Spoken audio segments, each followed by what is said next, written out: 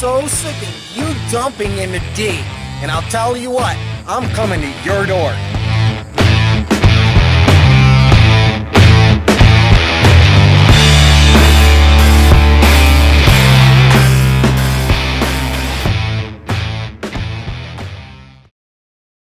The world famous Ryan Mendoza. He's an artist, and he's a Detroiter. I really believe this guy is a true Detroiter. He really understands people and civility.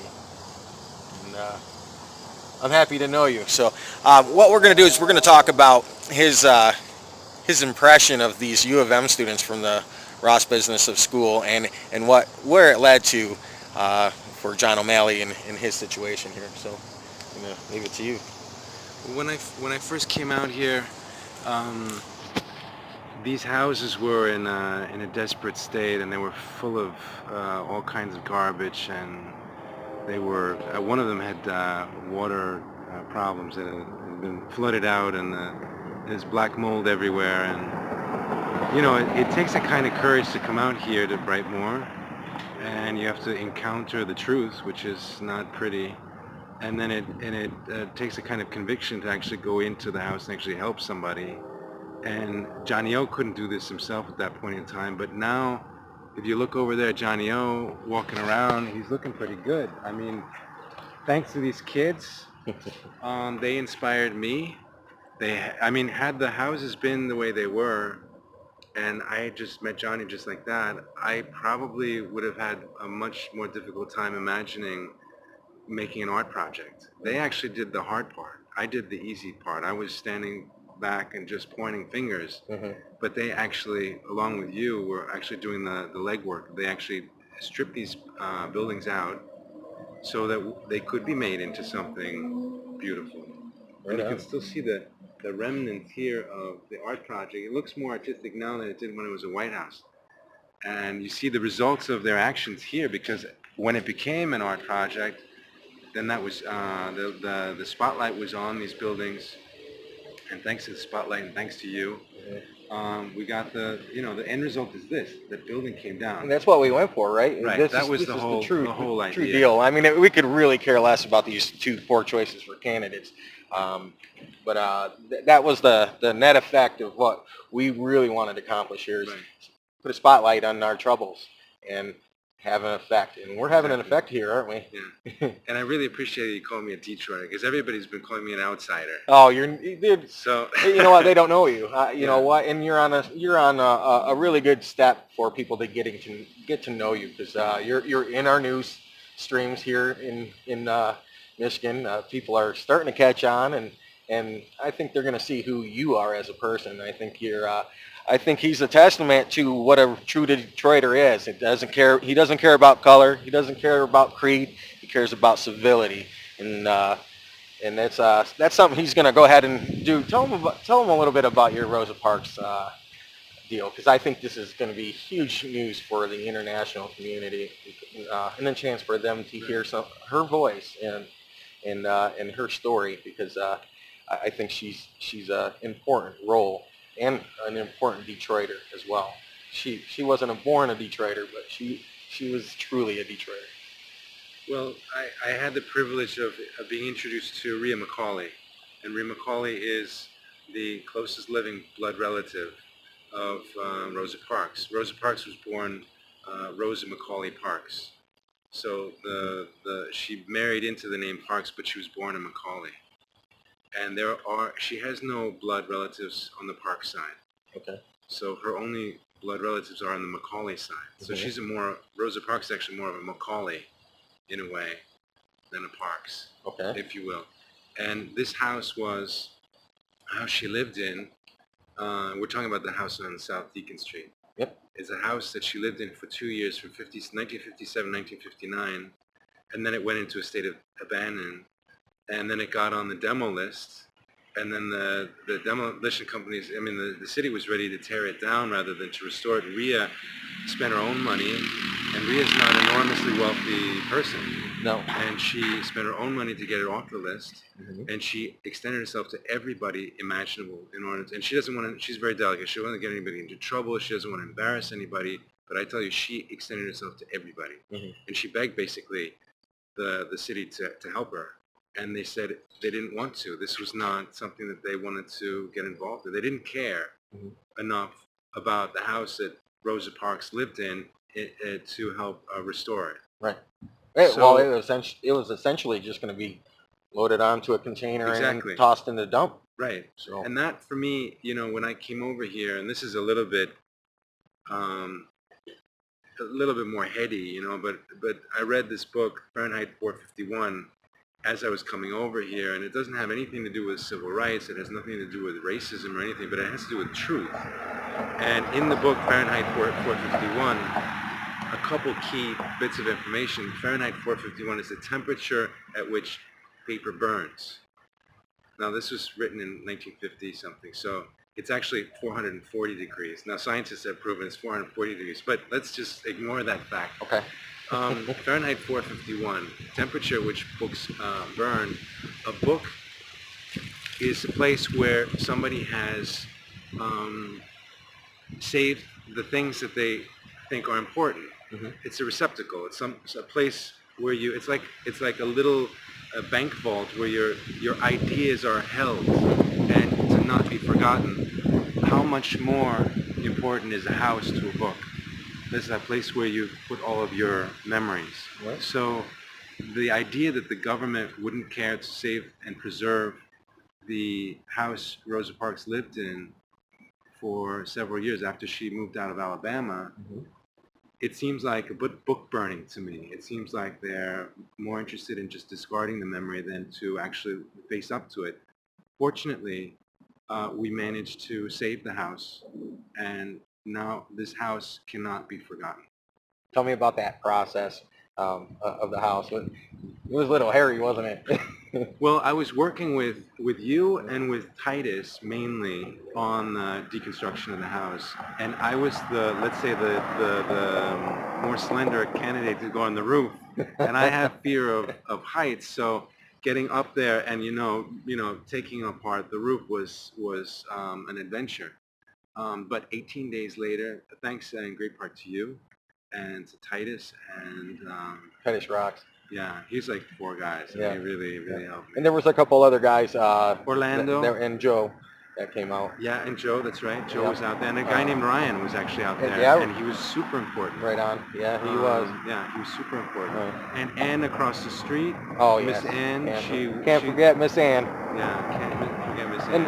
And tell them about Miss Ann, because she's exemplary. Miss Ann doesn't know me from anything, and I'm there, potentially exploiting a situation, right? Mm-hmm. And I'm a white guy, and she's an elderly black woman, and here she is sending us every day food over to feed all of us Mm-hmm.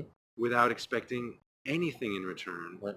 And she basically fueled our movement, Right. So- What was the thing she called out to you? Oh, my children. Come, my children, my it's time to children. eat. Yeah, my children. Yeah, it's fantastic. She's a great lady, and that she's a true Detroiter, because I think everybody around feels that same way about her. And I'd like to say something that I lost myself. Yesterday, there's the press. There were a lot of people. The bikers came over. Mm-hmm. I didn't know how it was going to go. I didn't know if people were going to throw rocks or tomatoes or whatever. Right.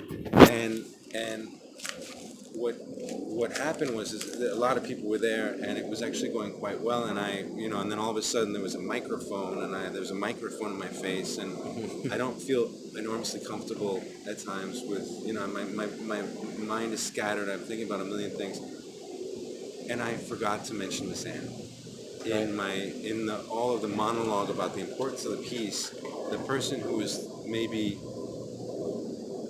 the least rewarded and the most pure at heart was the person I had forgotten. And that's what I gotta be very careful not to do. Mm-hmm. The first thing in a project are the people. Right. And then it's the product. And then it's the profit. Yeah. But the first thing is the people, and I forgot. Tell everybody the next step of this Rosa Parks project. I got to go back to Berlin tomorrow. Another 20-hour voyage, but it's worth it, you know. I'll give you time to think about Yeah, it. exactly. Yeah. But it's very physical right now. I'm building the foundation that the Rosa Parks house is going to sit on, and that's it's 3.5 feet deep, and it's with all of this metal in it and pouring the cement, and it's quite and I have to do that now before it gets cold, and then it's about piece by piece putting the house back together and buying a lot of lumber for the pieces that are missing. And so people know, you actually numbered piece by piece as we took it down. Yeah, Everything's numbered. This is a puzzle. Okay. But it's different from the other house that I worked on because that was really like sectioned off, and this was much. The structure of the house was there were a lot of water damage in some of the wood, so the outside was saved, but some of the structure itself has to be really rebuilt and fortified. So it's going to be a lot of like carpentry. So I'm going to have to do a lot of YouTube videos on carpentry and figure that out, because there is nobody who knows how to do something like this. This is an adventure. The deconstruct, now you have to do the reconstruct. Right. Yeah, right on. So And then you said you're gonna go ahead and do take it to various museums. So you're gonna take it apart and put it back together. I have to put it back together in such a way that I can take it apart again and put it back together again without it, getting destroyed. That sounds complicated. Yeah. So it means basically building an inner structure and then putting the outer structure on top of it. So it's really kind of it's a challenge. It's going to be a challenge. Well, I think you're the right man for it, though. Okay, I hope so. Tell the people what it's going to look like. What is this exhibit going to look like? What's going to be the experience? Tell them people that won't get a chance to go see it. No, well, they will get a chance to see it because they're going to see it online. So they're going to see images of it.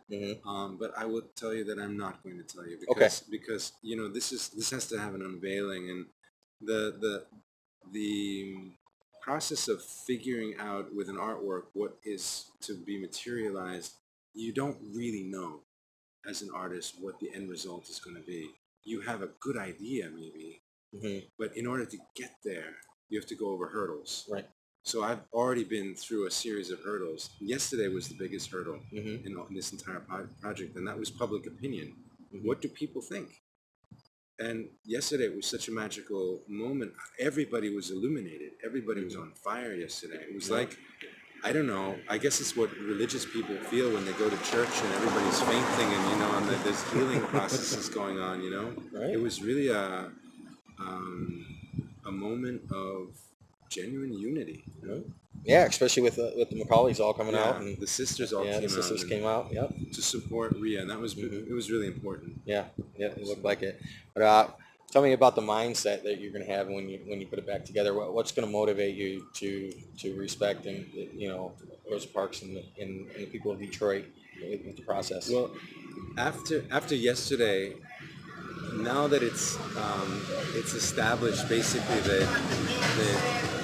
that is the house, because that was something that had to be sort of established in the media, that this is not just a house, because the first headline that came out was artist acquires, which is absurd, artist acquires house tied to Rosa Parks, which was such a terrible title. This idea of Rosa Parks, tied to a house, like with rope and stuff, like, poor Rosa Parks, and now she's tied to a house. Oh, this is this journalism we have nowadays. Right. But instead, today's title was. Oh, and you're a European. Yeah, I was European. European as well. And this guy is not a European. He's tell him where you're from. Well, I'm from New York City. New York City. With my grandparents are from Pennsylvania, Western Pennsylvania, so just south of here. So you're an American, right? I'm American. And say it, I'm a Detroiter. I'm a Detroiter. Say it to them. Can I see myself? Yes. Let's get you over into the light real quick. That's what I want you to do, is take it and say that. Okay. Well, say your name. My name is Ryan Mendoza, and now I am a Detroiter. Come on, say it with conviction, brother. No, I did. That's my conviction. That's your conviction? Okay. Yeah. All right, so Is that a tattoo on your hand? Yeah. You didn't see that, huh? No, I That's didn't my see stop sign on the motorcycle. So, all right, I think that's all the questions I have for you. And Okay. this story isn't ending. We're still partners. We're still going to continue on this endeavor, right? We've got to get this bad boy down. Yeah, this is next. This is going to be a little bit later on this next month here. So this is I'm anticipating this and getting John O'Malley's project finalized, and we're on our way. Thanks to you. Okay. Thanks to you, Ryan Thank Mendoza. you. No, All right. thanks to you. All right. Safe travels, brother.